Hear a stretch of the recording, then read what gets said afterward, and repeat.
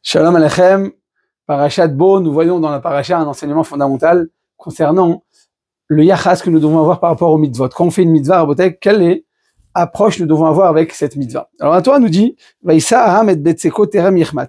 Lorsque Am Israël est sorti d'Égypte, ils ont porté sur eux, les restes de la pâte avec laquelle ils ont confectionné les matzot avant de sortir d'Égypte. Donc on a montré notre empressement, on n'a pas eu le temps de laisser la pâte monter et on a pris ces restes de pâte sur nous, tandis que Am Israël était extrêmement riche à ce moment-là en sortant d'Égypte, et ils avaient des dizaines et des dizaines de d'ânes sur lesquels ils mettaient toute leur richesse, et ils ont préféré prendre sur eux ces restes de pâte. Alors la question qu'on pose, pourquoi ces restes de pâte qui sont insignifiants, qui n'ont pas de valeur, en tout cas pas financière, pourquoi il y a besoin de le prendre sur soi, et ta vraie richesse, ton argent, ton or, tu le laisses sur ton âne, tu le laisses dans ta voiture, dans le coffre de la voiture. Alors, on sait très bien que quand on prend l'avion, en général, ce qu'on prend sur soi, dans ses poches ou dans sa veste, ou ce qu'on met au-dessus de nos têtes, en général, c'est des choses de plus grande valeur. Ce qu'on met à l'intérieur de l'avion, en général, c'est des choses de moindre valeur. Pourquoi? Parce que là-bas où il y a tous les bagages, ça arrive qu'il y ait des pertes, qu'il y ait des oublis, et combien on entend d'histoires, et effectivement, il a perdu son bagage et il a récupéré, ou bien il a été remboursé. Mais les choses les plus importantes, il est justifié de les garder sur soi, ou de mettre au moins au-dessus de sa tête. Mais là, Israël, qu'est-ce qu'ils ont fait? Tout leur argent, ils l'ont mis dans le bagage. Et on prend peu d'importance à cet argent. De toute façon, ça part, ça revient. C'est pas le plus important. Qu'est-ce qui était important à leurs yeux? C'était ces restes de pâtes. Les pâtes avec lesquelles ils ont fait la matzah. Alors, la question qu'on pose à qu'est-ce qu'il y avait de si important dans ces restes? Alors, la Gemara, elle dit comme ça. Elle dit que les restes d'une mitzvah, quand je fais une mitzvah et qu'il reste des petites choses, par exemple, les gouttes de vin, le soir de la Havdalah, il y en a qu'on a l'habitude de le prendre, de le mettre sur l'os qui se trouve derrière le cou, derrière la nuque, parce que c'est de cet os-là que va débuter la résurrection des morts. Il y en a qui vont être sur les yeux et ainsi de suite. On montre l'attachement qu'on a à la mitzvah en prenant ces quelques gouttes. Ça s'appelle Sheiri Mitzvot.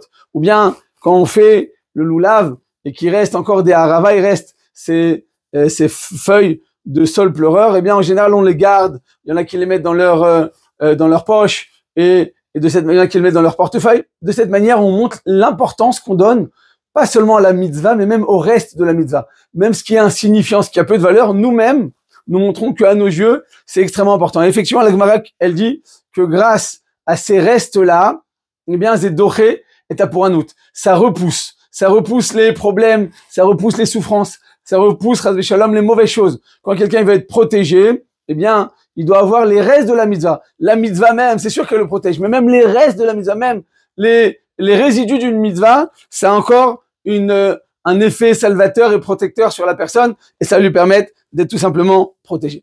On raconte en Botaï l'histoire d'un homme d'affaires qui voyageait beaucoup. Et comme les hommes d'affaires sont toujours très occupés, il était à la queue pour pouvoir monter dans son avion en première classe, et quand il était à la queue, tout d'un coup, il reçoit un coup de téléphone d'un banquier, donc quelqu'un de très important, il attendait son téléphone depuis longtemps, donc il a pris les bagages avec lui qu'il avait, donc son bagage à main, et il s'est mis de côté, et il a commencé à parler au téléphone. Mais dans son bagage à main, il y avait également cette filine, il les lâchait jamais. Tous les bagages, il les mettait, dans où il y a tous les bagages dans l'avion, mais jamais il lâchait cette filine. Il avait l'habitude, comme il voyageait tout le temps, il avait l'habitude de toujours prendre les filines sur lui. Et voilà que la conversation commence à prendre de l'ampleur et il commence à parler de choses importantes. Et on appelle maintenant la steward, c'est-à-dire les derniers appels pour monter dans l'avion, sinon nous fermons. Et bien, il continue à parler. Et c'est seulement quand il arrive dans l'avion et que déjà il est en train, l'avion il va commencer à bouger, qu'il dit attendez, ne bougez pas. Je me suis rendu compte de quelque chose. Il se rend compte qu'il a laissé cette filine sur le siège là-bas dans la salle d'attente. Alors il demande au steward, il est hors de question, maintenant vous rentrez, vous pouvez plus sortir. Il dit mais je peux pas. C'est d'une valeur incommensurable. Et il commence à parler au steward, qui parle au capitaine, qui parle au commandant de bord. Ça fait toute une histoire. Et il dit écoutez, hors de question, je ne partirai pas. Il dit mais vous savez que si vous descendez, vous perdez votre avion. Tant pis, ça vous risque pas. Il dit c'est pas grave, je suis prêt à tout perdre. J'ai la chose la plus importante à mes yeux, c'est l'objet que j'ai laissé là-bas. C'est une valeur incommensurable. Vous vous rendez pas compte c'est quoi? Il dit vous signez. Il dit très bien, je signe une décharge. Il est descendu.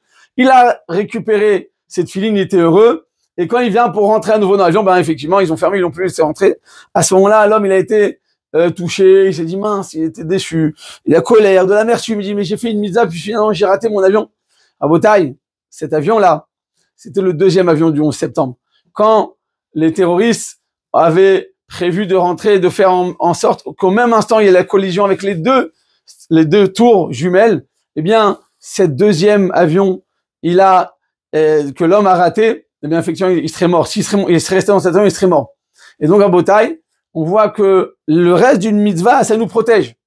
Mais c'est pas la seule chose à Botaï. Quand j'ai raconté cette histoire en public, il y a quelques années en France, quelqu'un m'a raconté que grâce à toute cette discussion avec le steward, avec le commandant de bord et avec le capitaine, ça a pris 20 minutes. Grâce à ce juif à Botaï, il y a eu 20 minutes qui ont été sauvées. C'est-à-dire que au lieu de faire les deux collisions au même instant, à la même seconde, c'est ce qu'ils avaient prévu, le deuxième avion, il est venu avec du retard.